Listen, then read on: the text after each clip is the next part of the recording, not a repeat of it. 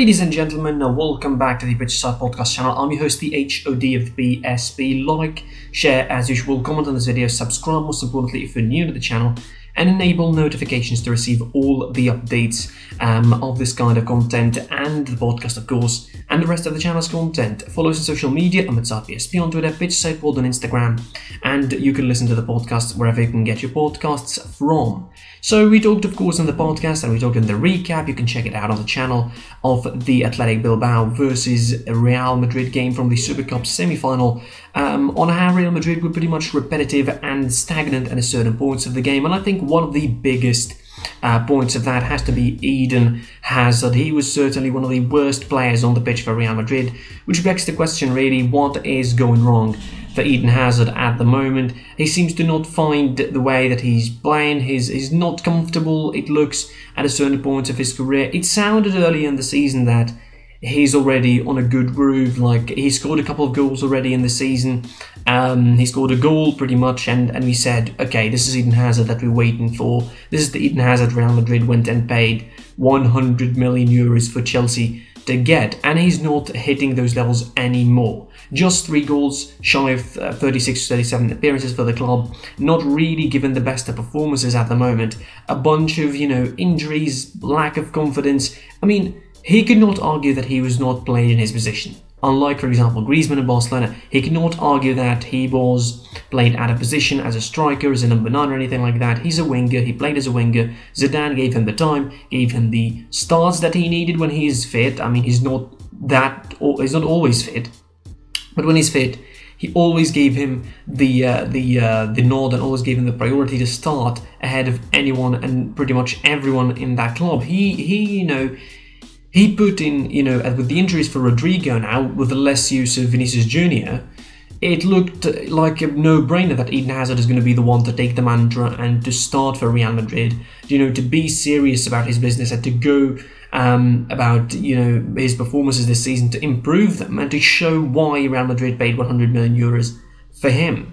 But he seems to be lacking confidence. I mean, the Spanish media is already jumping on his back, of course, after a couple of his latest performance, of course, against Osasuna and now against Athletic Bilbao in the Super Cup. Zidane came out to support him pretty much. He says that he's lacking confidence, and with playing time he will be better and that the fans should be patient on him. But I don't exactly think that Real Madrid fans are going to be that patient on Eden Hazard. Certainly not when he's not practically doing anything of note, really. When you watched him against Athletic Bilbao, and I watched the game really thoroughly, it looked to me like he's uncomfortable for some reason. He was moved from the right to the left-hand side, he certainly didn't look comfortable on either flanks, didn't really link up a lot with the forward players, didn't make any incentive runs that much. He made only around 1 incentive run, which was in the second half, by the way. You're looking at someone like Eden Hazard, with his qualities and his incredible talent, dropping almost as a 4th midfield player and not even adding a lot when dropping that. Like, he's just grounding that area on Real Madrid and not giving them any options going forward. And with Benzema also already dropping in that area as well, you'd think you don't have any attackers for Real Madrid. Real Madrid are, they have no potent threat, which forces someone like Asensio to make those incisive runs. He was about the only player making those incisive runs in the box aside from Casemiro, because even Benzema wasn't doing a lot of those. Back to Eden Hazard though, he's a player that, came with a lot of expectations, a lot of anticipation from the Real Madrid fans. They said, alright, this is the player that is going to be replacing Cristiano Ronaldo for the long term. But it doesn't look like a good deal at the moment. Again, the stats are really staggering. When you score only 3 goals for Real Madrid in 36 appearances, that there's something wrong with the player. I don't think it's only fitness or injuries. I mean, there's something wrong with the player as well. Probably he doesn't feel, very, very confident in himself with Real Madrid, and maybe with the pressure that comes of playing with the side of Real Madrid and the expectation to be in contention for all the trophies, especially in the Champions League and in the league, of course. That pressure probably crumbles the player and mounts on him and affects him in a certain way. People comparing him to Gareth Bale, I think that's an unfair comparison.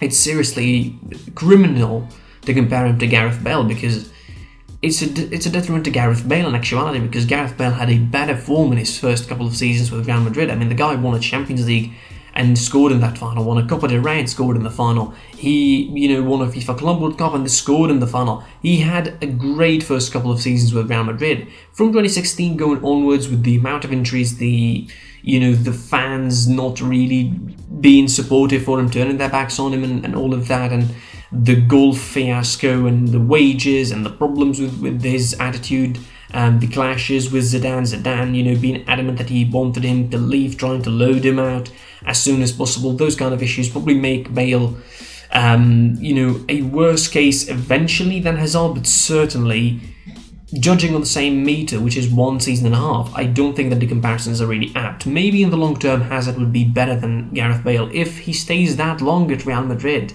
because on this rate, it doesn't look like Eden Hazard is going to be keeping a place at Real Madrid, certainly not going through for a third or fourth season. Now, is Eden Hazard, are we going to say that Eden Hazard is overrated now? Or are we going to be just crapping all over him just because, he's not doing well at the moment? Maybe some of the criticism will be justified, because even with injuries, still the player has a lot to do to improve and to prove himself for the manager, prove himself for the fans as well, who are anticipating a lot of him, certainly on the pitch.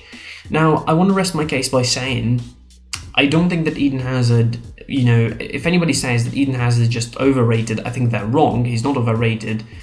He basically, at some points was the best player in Chelsea and taking that team on his shoulders, really. Let's be clear. Like, last season in particular, the season before he left, of course, 2018-19, he was incredible for Chelsea. Obviously, some of it may do with the fact that he wants to show himself for Real Madrid and show him that, yes, you're paying 100 million for the worthy player, but also he took the team on his shoulders in a time where they were banned from transfers. They didn't have a lot of options revolving around, unlike now, where they spend just £200 million for nothing pretty much. And Eden Hazard was the star, was the man, took him to winning the Europa League title. And now he doesn't seem like the same man.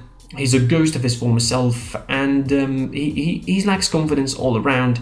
Hopefully for him, it will be a situation of just a drop in the level, and he will get his confidence back as soon as possible, because that is what expected when you talk about Eden Hazard. That's it for the for this video. Like, share, comment on this video. What do you think of Eden Hazard's situation? Will he regain his confidence at Real Madrid?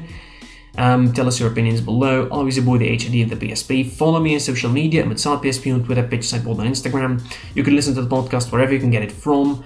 And of course, I'll see you soon. Until the next time, goodbye.